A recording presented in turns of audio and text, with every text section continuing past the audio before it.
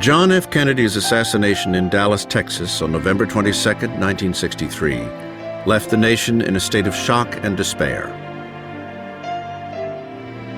Within hours of the tragedy, Kennedy's vice president was sworn into office aboard Air Force One. Number 36, Lyndon Baines Johnson, Democrat, 1963 to 1969, age 55, from Texas. The greatest leader of our time has been struck down. The day after the assassination, Johnson pledged to dedicate his presidency to the fulfillment of Kennedy's legacy. How well Johnson actually enacted Kennedy's presidential agenda was another matter.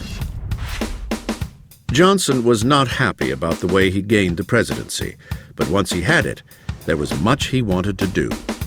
He was just insatiable about being a great politician. He wanted to be the greatest president in the country's history. Johnson had risen from poverty to become a hugely powerful politician. He was a larger-than-life character, alternately charismatic and crass.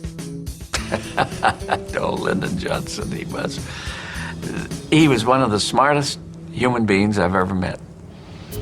He was cunning. It was kind of like being an animal in the jungle. He didn't read, he wasn't a scholar, but he just was so clever and so aware of people and what they did and so able to analyze them. And then he had this kind of volcanic personality, up and down. He was on certain days a little nuts.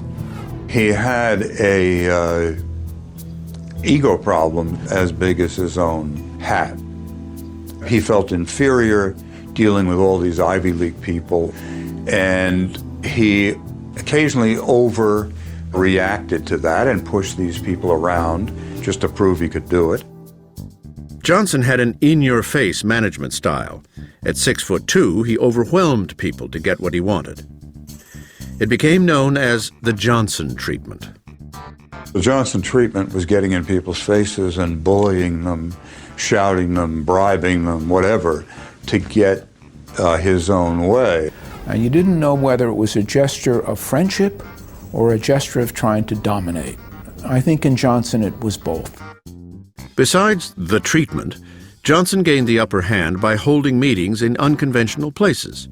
He was skinny dipping in the White House pool when he called for two of his aides to come and listen to his Great Society proposal. This was Johnson's vision of America, realizing its true promise, a democracy with freedom and justice for all. And he believed wholeheartedly in this vision. It was to raise the underprivileged and the discriminated against to new levels of equality if he could. Johnson's Great Society resulted in an explosion of new laws. The Voting Rights Act, Medicaid, federal aid for education, environmental protection laws, food stamps, Head Start, National Public Radio, the Public Broadcasting System, consumer protection laws, and the Civil Rights Act. No president wanted to do more for African Americans than Lyndon Johnson. Civil rights was absolutely at the core of his commitment to a better America, to a great society. Lyndon Johnson's going to go down in history for one reason, and that's for civil rights. Johnson also expanded on Kennedy's efforts to fight a war on poverty, and he succeeded, eventually cutting the percentage of those who lived in poverty by half. Winning the war in Vietnam, however, was another matter.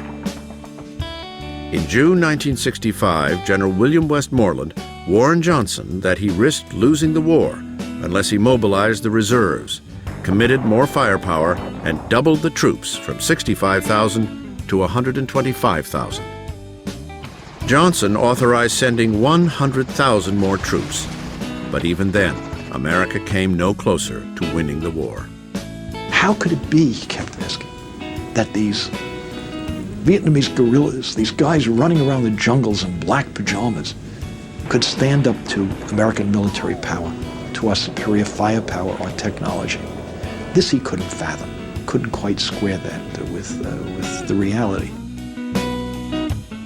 At home, the anti-war movement gained momentum.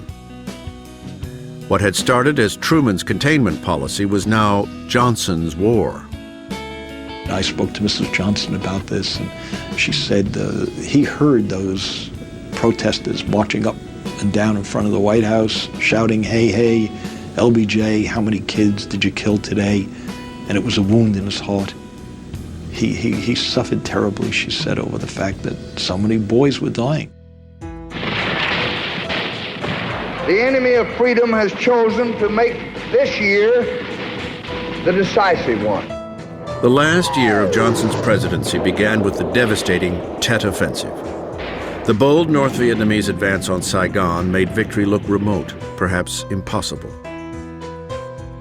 At home, Johnson faced opposition within his own party, from Robert Kennedy and Eugene McCarthy. Under fire, Johnson decided not to run for re-election. Fellow Americans, I shall not seek, and I will not accept the nomination of my party for another term as your president. Lyndon Johnson, I think, is the most tragic of all of our American presidents, because no man fell from a higher pinnacle, and no man sought more not to be a war president. At the end of his term, Johnson tried to negotiate peace with Vietnam, but failed.